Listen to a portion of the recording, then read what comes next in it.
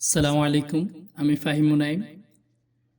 আমরা graphic design কোর্সের এই প্রথম পর্বে দেখাবো কিভাবে একটি আর্টবোর্ড নিতে হয় এবং আর্টবোর্ড সংশ্লিষ্ট যত কিছু আছে সব কিছু দেখানোর চেষ্টা করব। তো যারা একদম নতুন তারা সফটওয়্যার ইনস্টল করার পর ওপেন করবেন। ওপেন করার পর এইভাবে এরকম একটা ইন্টারফেস পাবেন। তো যেহেতু আপনি আগে ব্যবহার করেন নাই, এটা আপনার জন্য কঠিন মনে হবে। প্রথমে আমরা ক্রিয়েট নিউ একটা লেখা পাবো এই পাশে, আর এখানে একটা ওপেন। তো এখানে ক্রিয়েট নিউতে ক্লিক করলে এরকম একটা উইন্ডো আসবে।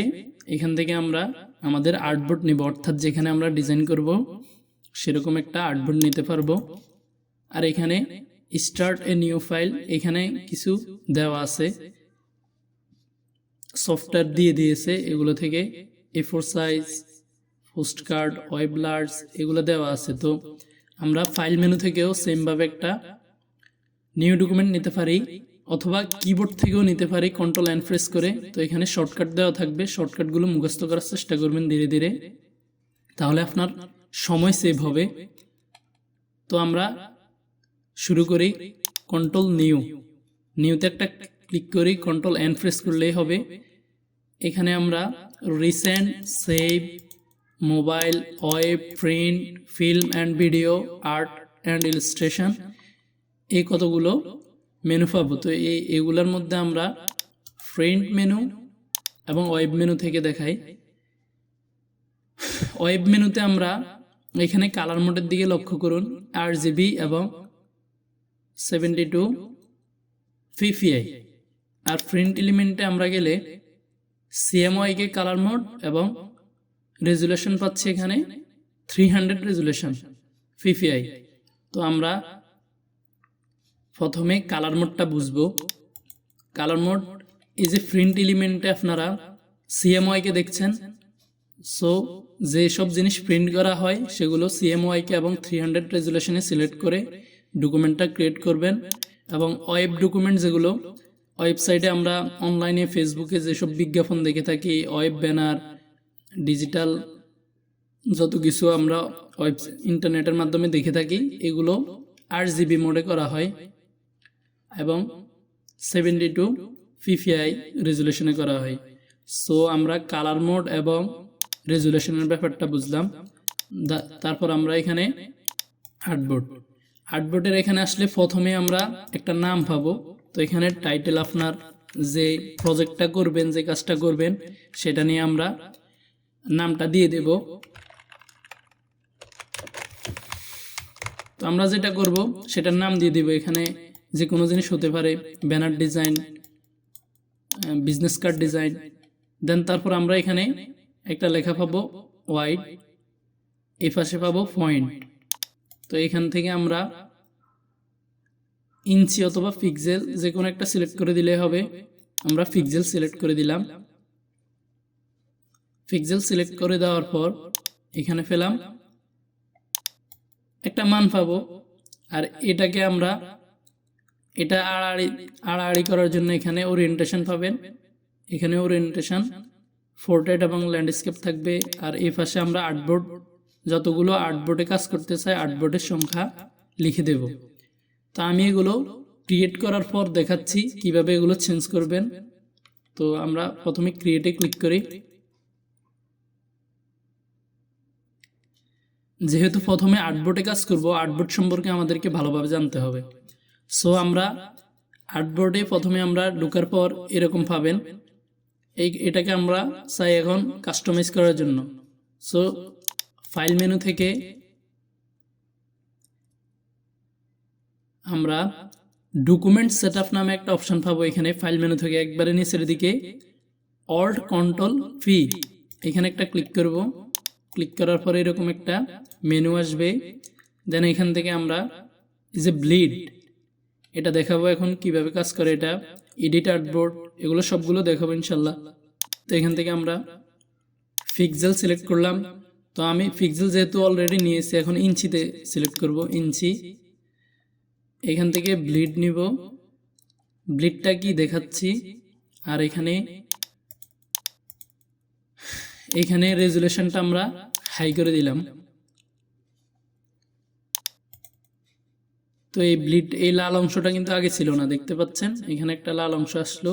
এটাকে আমরা আবার সেম ভাবে বাদ দিতে চাইলে এখান থেকে জাস্ট এটাকে কমিয়ে দেব। উপরে যেটা আছে এখানে দিলে ইনক্রিজ হবে, এখানে দিলে ডিক্রিজ হবে।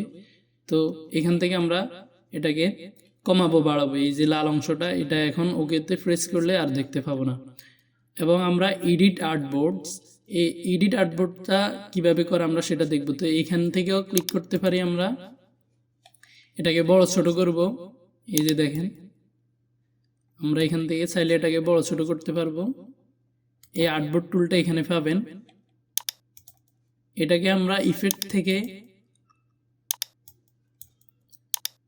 থেকে এখানে আমরা ডকুমেন্ট রাস্টার ইফেক্ট সেটিংসে ক্লিক করলে এটা পাবো। তো এখান থেকে আমরা কালার মোড চেঞ্জ করতে পারবো। আমরা RGB মোডে CMYK মোডে নিয়েছিলাম 300 রেজুলেশন, তো এগুলো চেঞ্জ করতে পারবো আমরা চাইলে। রেজুলেশনও চেঞ্জ করতে পারবো। এই হচ্ছে আর্টবোর্ডের কাজ। এখান থেকে কালার মোডটাও চেঞ্জ করতে পারবো। এই যে RGB সিলেক্ট করে দিতে পারবো। তো এইভাবে আর্টবোর্ডটা আমরা কাস্টমাইজ করতে পারবো। আর্টবোর্ড কাস্টমাইজ করার পর আমরা এখানে উইন্ডো থেকে কন্ট্রোল, এখানে একটা চেকমার্ক দিয়ে দেব। আবার উইন্ডো থেকে টুলবারস, এখান থেকে অ্যাডভান্স একটা ক্লিক করব। সো এখানে আমরা আবার দেখাই কন্ট্রোল থেকে এখানে যে অপশান একটা আসছে, এই যে দেখেন কন্ট্রোলে করলে এখানে একটা অপশান আসে, এটা নিয়ে আসব। এটা কাজের সুবিধার্থে আমরা ব্যবহার করব।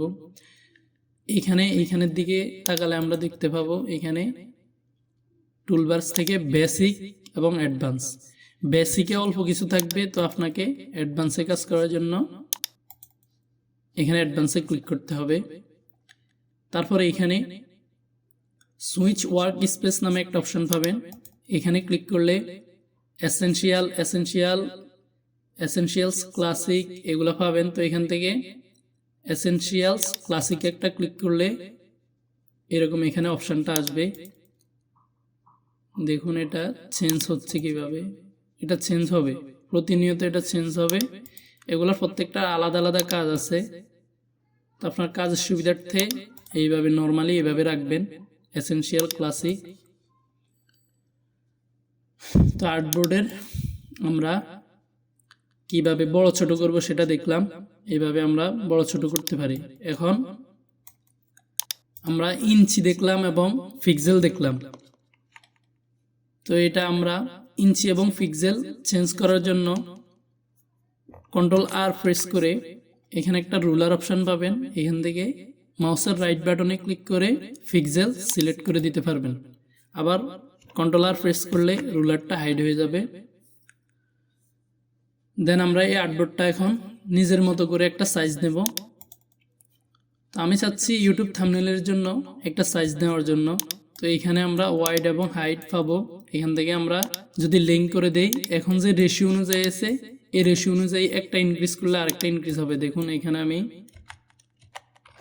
একটা মান দিলাম। তো এবার লক্ষ্য করলে দেখছেন সব পাশেই বড় হয়ে গেছে। যদি এটাকে লিঙ্কটাকে আমরা চেকমার্ক করে দিই তাহলে লিঙ্কটা কাজ করবে। আর যদি লিঙ্কটাকে আমরা এভাবে রাখি তাহলে লিঙ্কটার কাজ করবে না। এখন দেখেন এই ফার্স্টটা আমি ইনক্রিজ করতে যাচ্ছি, একটা মান দিয়ে দিচ্ছি। তো দেখুন এই পাশে 720 রয়ে গেল, এটা ইনক্রিজ হয়েছে। তো এই যে সাইজটা নিয়েছি এটা ইউটিউব থাম্বনেলের সাইজ। এখন দেখেন এটাকে যদি আমি ইনক্রিজ করি, এটা যেহেতু গাণিতিক পদ্ধতিতে এই সফটওয়্যারটা ব্যবহার করা হয়, তো আমি এখানে গুণ চিহ্ন দিয়ে 2 প্রেস করলাম, দেন ট্যাব প্রেস করলে ভালোভাবে লক্ষ্য করবেন সব কিছু দ্বিগুণ হয়ে গেছে এবং আর্টবোর্ডটা অনেক বড় হয়ে গেছে। সো এইভাবে আমরা আর্টবোর্ডটা কাস্টমাইজ করব। প্রথমেই হচ্ছে আমাদের আর্টবোর্ডের কাজ, আর্টবোর্ড ভালোভাবে আমরা বুঝতে হবে। আর্টবোর্ডে আমরা ডিজাইন করব, আর্টবোর্ডটা কিভাবে ইঞ্চিতে সিলেক্ট করবেন, কিভাবে বড় ছোট করবেন, সেগুলো আমি দেখালাম। তো টিউটোরিয়ালগুলো আমি ছোট ছোট করে বানাতে চাচ্ছি, একসাথে অনেক কাজ করলে আপনাদের ভালো লাগবে না, ভালোভাবে বুঝবেন না। সেজন্য আমি টিউটোরিয়ালগুলো 10 থেকে 15 মিনিটের মধ্যে শেষ করার চেষ্টা করব, এবং আপনারা এগুলো প্লে লিস্টে পেয়ে যাবেন। চ্যানেলটি ভালো লাগলে সাবস্ক্রাইব করবেন, ভিডিওটি ভালো লাগলে একটা লাইক দিবেন, আর কমেন্ট করে জানাবেন। আজকের জন্য এতটুকুই। সবাই ভালো থাকবেন, আল্লাহ আপনাদেরকে ভালো রাখুক। সবাই আমার জন্য দোয়া করবেন। আসসালামু আলাইকুম রহমতুল্লাহ।